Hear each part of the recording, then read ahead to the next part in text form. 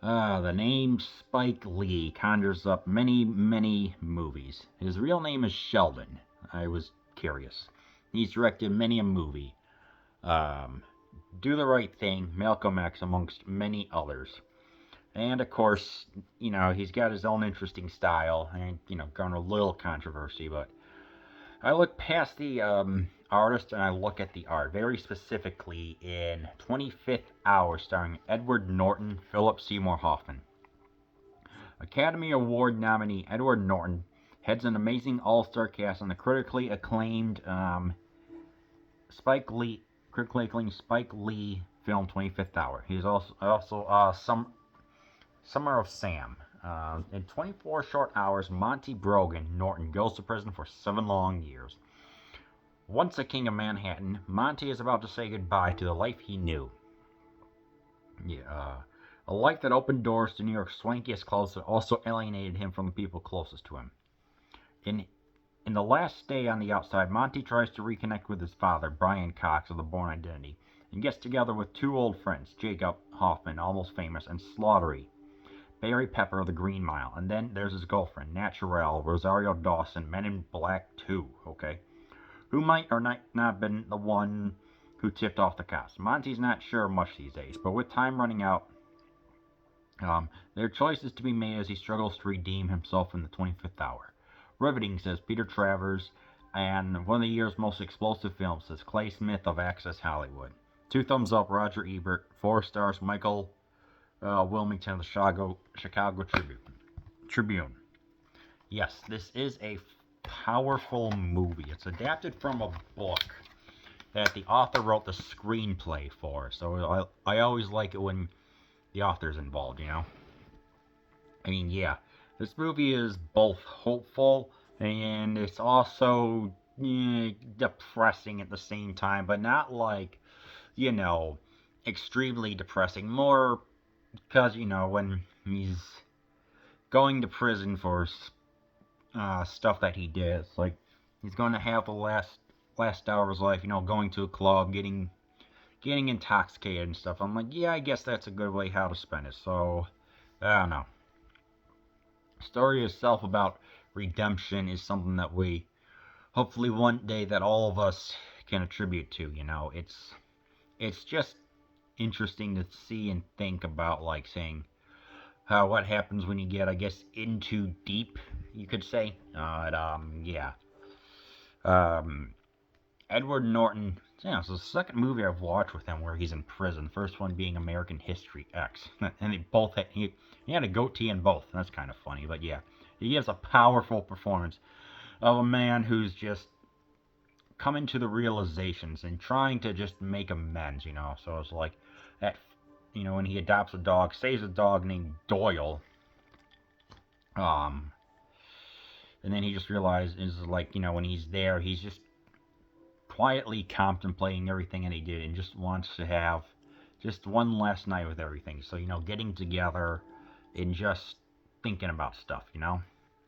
And just going through what is his final night. But yeah, obviously, he runs the gamut of emotions. It's like getting into especially with a tense scene where him and his friend were like was it about an hour and 45 minutes in, saying, "Hey, if I look fresh faced as I am right now, they're going to make me become a Shirley. Like I'll be called Shirley." So I was like, rough me up so I look intimidating, and I won't be as intimidated as much. Just the scene alone, the wide shot of where there's the camera is placed like right at the edge of a tunnel, and we see the pummeling occur as Hoffman's like kind talking and standing there, kind of intervening. It hits that scene hit that. I'll tell you, man. I mean, when I was just watching it, I'm just like, yeah, this is rough. Oh man. And Hoffman's character, who's a teacher, kind of has being drawn towards one of his students, a 17-year-old, but has a tattoo. So I don't know.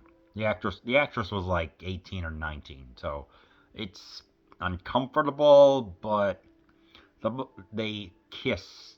The most that they do is kiss in a bathroom. So it's like, then again, this is a Spike Lee movie, so it is going to tackle some hard themes, I guess you could say. Yeah, I mean, obviously this is a powerful movie, and especially in the nightclub when things just really start to escalate, specifically with how like the of course with all the teachers nowadays that are engaging with their younger students is just like holy smokes. So here it's handled the most carefully that it could be. And by the way, I don't condone any of that stuff. Teachers who sleep with their students, make them lose their license, send them to prison. They had their chance and they blew it. Anyway, um, yeah, that was interesting just to see him contemplate about like what he's doing, and like saying, "I can't believe I did that," and coming in towards there, and of course, there's the character. Who was that actor again? Freaking Barry Pepper. When Barry Pepper and Rosario Dawson talk about like saying, "Hey, we could have both kept him on the straight path, and we told them hundreds of times not to do anything," and then they both have have quite the diatribe about like saying, "Oh yeah, you were the one," as like you could have said something hundreds of times. It's like you were his friend since we were 3 years old. Well, you were living with him, so ultimately it's like who really is to blame? It's like one of the central themes of the movie is um, family and friends, and just how the complexities and intricacies of the life that ultimately helps define us, or how it can detract us from being ourselves. Very specifically about like being led into temptation and everything else. And of course, there's the father who's saying like, hey, yeah, you're gonna, yes, it sucks you have to do time, but again, we're gonna come out of jail. You're gonna get yourself a good paying job. You're good with people. I want you to go and see the desert. I went there with your mom. So he still has the sense of keeping everything together, despite all the turmoil. It was ultimately there's ultimately a hyperlipidemic Ukrainian man who ratted out on him, and the guy does get his just desserts. Let's just say that.